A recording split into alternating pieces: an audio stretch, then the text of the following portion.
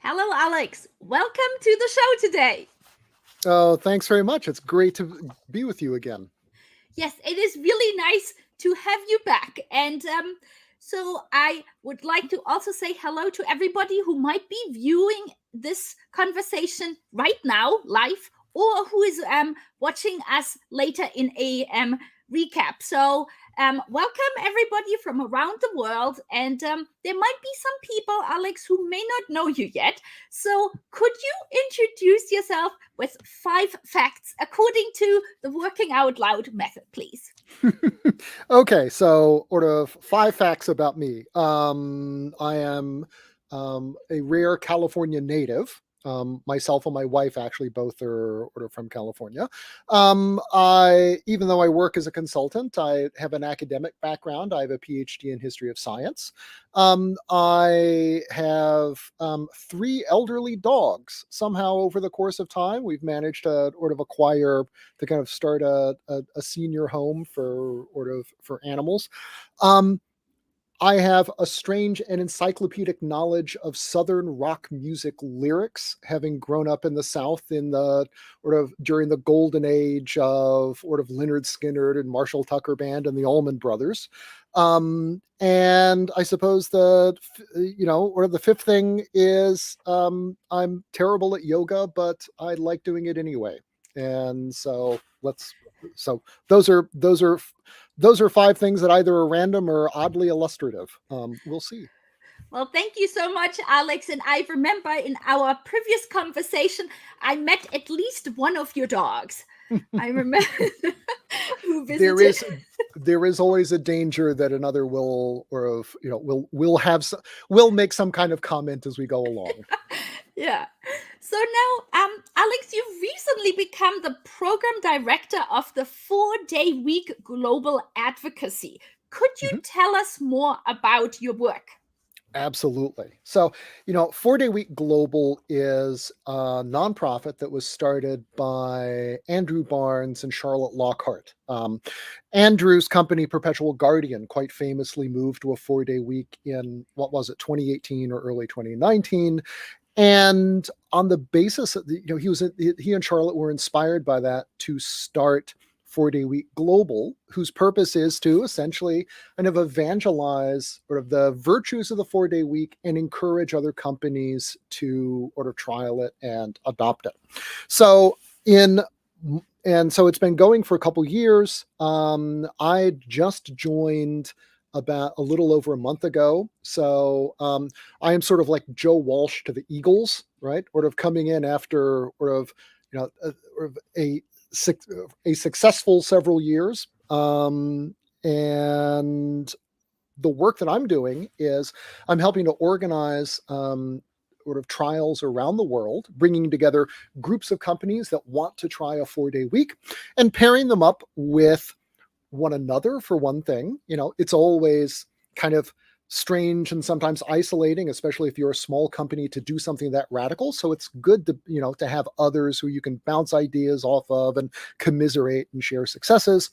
We're also pairing up companies with mentors, other companies that have already moved to 4 day weeks who can advise about pitfalls to avoid, things to worry about or not worry about, how they went about solving problems. And then finally, we're pairing up with academic researchers who are interested in issues around stuff like work-life balance and of the impact of a shorter work week or on stress levels, on how effectively companies work, basically to try and get a better sense of across a range of industries how the 4 day week either benefits companies and people and what kinds of challenges they face. So it's a really exciting job and one that I'm looking forward to spending, investing a lot of time and energy in. So I mean, it sounds fascinating. And there are people who might be listening to us today. And so when they hear the a 4-day work week or 4-day mhm, week, they might think, okay, Monday to Thursday and Friday off. right. But um, maybe you could describe that not everybody is using that method as the 3-day weekend, that there is Right. much more to it. True. Yes. Really, or of the 4-day week. The 4-day week is a bit of shorthand, and you're right that that the movement is more diverse than just Monday through Thursday on, Friday, Saturday, and Sunday off. That is for more than half of companies that do this, so far as I can tell, sort of the preferred method. But really, what joins all of these companies is that they are reducing working hours without cutting salaries or sacrificing productivity.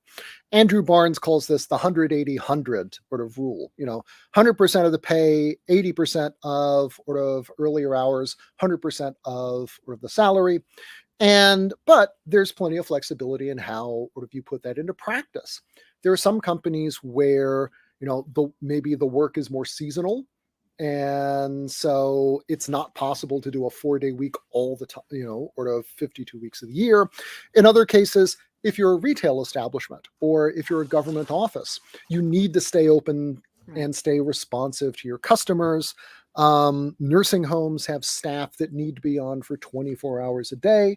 So what we are finding, though, is that across a wide variety of industries and job types, not meaning both professionals or who have a lot of control over their time or autonomy and can set their own deadlines, as well as hourly workers, people working in restaurants, sort of nurses assistants, that there are multiple ways, multiple strategies that companies take to achieve a shorter work week, but that it is a remarkably accessible goal for companies in all kinds of industries all around the world. And when we first talked in like it's now it was the end of 2020, so it's like a year and a half nearly ago. So Mm-hmm. you were describing the research you did for your book Shorter and the interviews you had done, and how, as you just said, such a wide variety of industries and companies and across the world, really, that people were implementing this new method. And so Mm-hmm. now you've recently published the 4-day week 2020 annual report, and I'm curious if you could share with our viewers and listeners a little bit more about new maybe countries or industries that have since then also started implementing the 4-day week. Sure. As has been the case for everybody, the last 2 years have felt like a really long time. And that's been quite true for the 4-day week movement as well. There's been an awful lot of stuff that's happened since Shorter came out. And I think a couple of the highlights are, first of all, we're seeing more involvement by national governments. This has not previously been much of a thing, but in 2020, Iceland moved its public sector, so about 15% of its total adult workforce, to shorter work weeks that vary depending on whether you're a night shift worker or you work during the day, and kind of and what union you are represented by. Everybody kind of made their own bargains. But starting in mid 2021, everybody has worked at most a 36-hour week, and some are down to 30 or even below that. Also in the United Arab Emirates, this January, the public sector and schools both moved to 4.5-day weeks. They also at the same time moved the weekend, right, from Friday and Saturday to Saturday and Sunday, though they also close, but offices also close Friday afternoons. The main impact of that was, number one, to kind of standardize UAE working time with the West. Second, the other important thing was it changed the day that brunch happens in the United Arab Emirates, which I've never been to it, but apparently this is a really, really big deal. Other kinds of changes, we've also seen a big change in the way in which companies talk about and publicize the 4-day week. When I was working on the book, there weren't that many companies that were really noisy about the fact that they had shortened working hours, partly because it wasn't always clear what the response would be, even if they had had sort of great success with it. These days, though, you start a trial or you decide you're going to make the move, you do a press release or a celebratory video or post about it on LinkedIn. And I think what this tells us is that, first of all, just generally the kind of public acceptance for a shorter work week has gone up. Skepticism about it has gone down. And companies now see it as a way of distinguishing themselves from their competition, standing out in the marketplace, showing that they're living their values and that they care about their people. We've also seen a greater uptake in schools and in some professionals and in professional services that bill by the hour. So I've seen a bunch of law firms doing it. And anybody who's worked in or had experience with law firms might think this is like the last place where you would work a 4-day week, because because everything is built around billable hours. And yet it turns out that law firms have been able to do this and have done so quite successfully. And even in at least one case, seen billing go up because people are better rested, because they're better able to focus at work, and because for the firm overall, there are fewer interruptions from people burning out or having to go on medical leave or quitting unexpectedly. So I think so. Those are some of the major things that I've seen in the shorter work, or the shorter week movement, over the last couple of years. I think the final thing is that the pandemic has not slowed down the adoption of the 4-day week, but if anything, I think has sped it up. As companies have had to go remote, they've discovered that it is possible for them to reinvent how they work, that their workforces often really need to have more time for them for things like caring for kids, dealing with home stuff, dealing with just the complexities of living in a world in 2022 during a pandemic that won't go away, and that in today's world, flexible work options or hybrid work are now like table stakes when you're trying to recruit people. That's no longer the thing that gets you, gets you noticed by, by good workers. And so a 4-day week, I think, is beginning to look attractive as a way of as a practical way of distinguishing yourself from, from the competition. It is really so interesting how within the span of 2 years, what you just said, remote Right. and hybrid work is a given, and now Mhm. the stakes are going higher. What else can I do to differentiate myself from the competition? Yeah. Yeah, it's No, it's no, and I've had conversations with leaders who said things along the lines of, before the pandemic, I absolutely knew that we could never do work from home, right? That was just completely obvious to me, and my people proved me wrong in about 3 weeks, and that really made me question what other things could we do differently and do better. And the fact that so many companies were able to adopt this under really very adverse circumstances, right? Nobody had planned for this. There were all kinds of other things that everybody was dealing with in early 2020, and the fact that that lots of companies survived, that they found ways of working that were more effective. This really paved the way for for them asking what other things can we do differently, and looking at the 4-day week in a way that they would not have done previously. yeah. I completely agree. It's yeah, it's amazing. Like, there are so many bad things about the pandemic, obviously, but that's to me the change and willingness overall from the industry and the companies to be more adopting new concepts of flexible work is remarkable. Yeah. It really is. Now, in your book, shorter. Now, you mentioned that caregivers, who are still predominantly women, that they don't only benefit from a 4-day week, but that companies who are implementing 4-day weeks are actually particularly looking out to hire them. Could you Mhm. explain this a little bit more to our listeners? Sure. So, one of the companies don't adopt 4-day weeks sort of either out of idealism or, because they're trying to like reinvent capitalism or something, right? They're trying to solve very specific everyday problems, right? Issues with work-life balance, with recruitment, with retention, trying to prevent or to reduce or prevent burnout in their staff.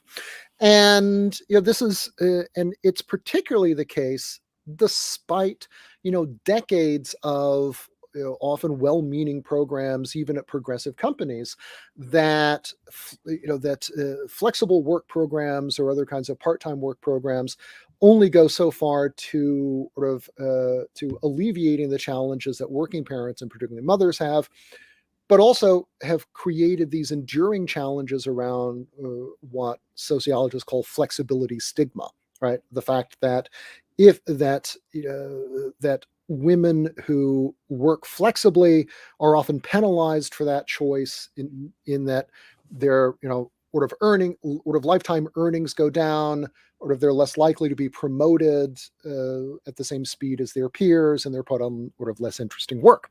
Um, One of the things that happens, though, with companies that move to 4-day weeks is that number one, some of the subtle things that advantage single people or married men, who it turns out are essentially the same thing in the sort of in the labor market, kind of get erased because it's no longer useful in companies that work 4-day weeks to be the person who can stay late and sort of work, sort of sleep under their desks. As sort of one CEO told me, it no longer impresses me that you can work 12 hours. What I want is the person who only needs 6 hours to work, to get this in, and can sort of knock out the work and be done and respect everyone's time and get out of there. And and there's a sense that, particularly in smaller companies, that the people who possess the combination of technical skill or professional experience, the kind of soft skills of empathy, judgment, but also a degree of ruthlessness and time management, right? An ability to focus, to do the thing, to move on to the next thing, etc. Who is it who has that particular combination of sort of capabilities? Well, it's working moms, who often have more experience than, but are sort of underemployed and underrewarded for it in traditional labor markets, and for whom sort of those kinds of that capacity to focus, to be a little ruthless, doesn't really carry a lot of value. So, in companies that move to 4-day weeks, in contrast, rather than being penalized for sort of motherhood, working moms are able to charge a premium sort of for these abilities. The other important thing is that in flexible work programs, when one person moves to a 4-day week, there often is this lingering sense that, well, are they really getting the work done, or are they creating extra work for everybody else? It's seen as kind of a zero-sum game, right? There's a winner, and there's a question of, is someone else losing? In companies, though, that move to 4-day weeks, everybody is moving to a 4-day week. So everybody has to work together in order to make it succeed, and everybody benefits equally from having more time. And so that question of sort of, is the person who's working 4 days, kind of creating extra work for us? The answer is no, because everybody's working a 4-day week. Yeah, I think that is, and it also sort of from a feelings perspective, as you mentioned, that person feels everybody does it, so I'm not quote unquote burdening somebody else by, leaving early. It's everybody Mm-hmm. does it, and it also, creates, I feel, a much more a camaraderie. How can we ensure that we indeed can get all the work done? Do we need to have meetings, or can they be shortened? Or other maybe streamlined processes that typically one might not have thought about beforehand, but now as time is at a premium, how can Mhm. we do that? So yeah. Absolutely. I think when individuals move to 4-day weeks, the burden is upon them to figure out how they can become more personally productive, right? How the work that happens between their eyes and the keyboard and the screen, how do how do you boost the efficiency of that stuff? When an entire company moves to a 4-day week, on the other hand, the solutions are not individual, they are structural, right? It's how do you rethink collective things like meetings, like workflows? How do you sort of inculcate changes in company culture? And a consequence of that is that you do not get into a situation where one person's improvement maybe comes at someone else's expense, but it's also the case that these turn out to be, I think, more enduring and sustainable solutions because they're ones that everyone makes use of and everyone benefits from, in contrast to situations where sort of one person maybe gets some benefit, but but because those practices don't spread, they're not benefits that really sort of are shared by everyone. Yeah, yeah.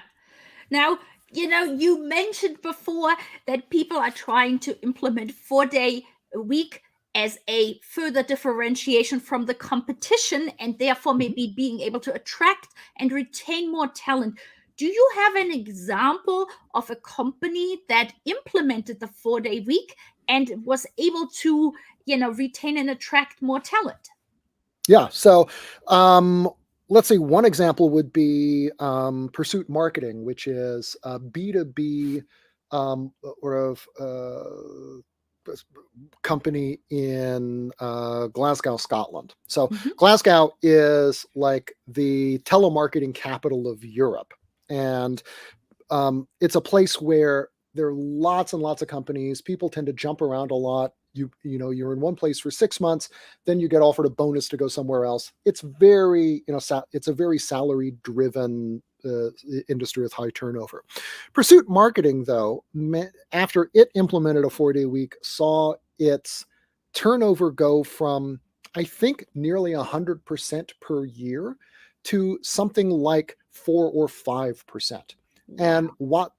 what that meant was that they, I think, in the first year they saved £250,000 in recruiter fees. Yeah. Plus, you had a better trained workforce that was able to apply its training in your company rather than in the competition.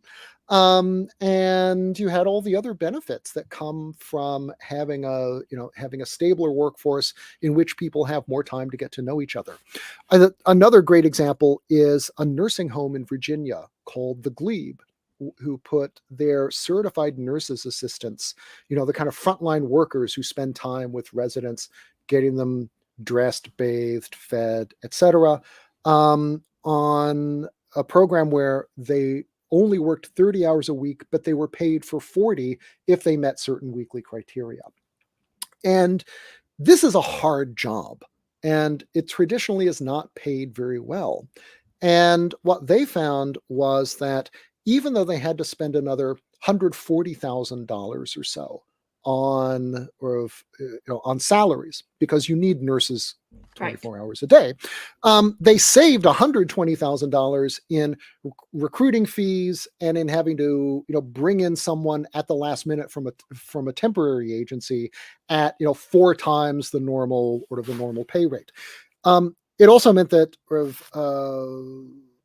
quality of care went up. The number of slips and falls, bed sores, abrasions, even the use of psychotropic drugs all went down after they implemented this program. And as you can imagine, recruitment and retention shot way up. So retention in particular went from something like 140% a year to something around 15 or 20%. So those are two examples of really dramatic improvements in recruitment and retention that come about as a result of a shorter week. I mean, thank you so much for sharing these examples. It's really fascinating what, a change of operating, different hours, what it can do. And so I'm curious, going forward. So where do you see the 4-day week concept, going over the next few years? This is a terrific question, and I think that there are a couple big things. Number one, we are, in my capacity as sort of a program manager at 4-day week, one of the striking trends I'm seeing is larger and larger companies being interested in it and trialing it. Most of the companies that I write about in my book were relatively small companies, fewer than 100 people. And, given that 90%, something like 90% of companies in the United States and Canada are companies that employ fewer than 100 people, that's actually, that's pretty significant. But what I'm seeing now are more multinational companies becoming, sort of approaching us. Also seeing more interest coming not from the very top of the company, sort of the startup founder who wants to do this in order to, compete with Google for talent, but rather people in the middle, right? Sort of a senior person in operations, or people in culture or HR, who thinks this would be a really good thing for the company. And now I've got to figure out how to sell it to my bosses and to the board. So, it's bigger companies. It's also the interest is kind of germinating in somewhat different places. So that's, I think, one significant trend. Another thing is I'm seeing a greater interest in companies that can't exactly do a 4-day week, but are interested in applying some of the techniques in their own industries. So in particular, companies that are in very seasonally cyclical businesses, right? Lots of knowledge work happens regardless of the weather. If you're an advertising agency in Reykjavik or in, Rio, or of what's going on outside doesn't really matter. If you are, in contrast, let's say a building contractor, there's a lot of work that doesn't happen in the winter months if there's 2 feet of snow on the ground. And so, you can't move to a 4-day week in the same way that, let's say, a web design firm can. But the question is, are there other ways of learning the lessons of the 4-day week that you can apply in that industry? So, those are a couple of the things that I'm already seeing. I think we're also, there used to be more of a binary either or choice that companies would make between 4-day weeks and flexible work. Mhm. And that's definitely going away, right? I think that for some firms, the 4-day week offers a kind of incentive or kind of attraction to get people back into the office, maybe a couple days a week, but not full time. But it's part of a broader kind of strategy of rethinking how companies can be more mindful of how they design their time, how they design their work days, and how they design their workplaces to so that they can in order to create environments and routines that let people do their best work and do their most meaningful work. And then, I think that are there any other big things? I think those actually, I think finally, more, growing interest on the part of governments and politicians, right? We saw in the United States the first introduction in Congress of proposed legislation to reduce the standard work week from 40 hours a week to 32. Not clear that anything's going to happen with that yet, but often with great big legislative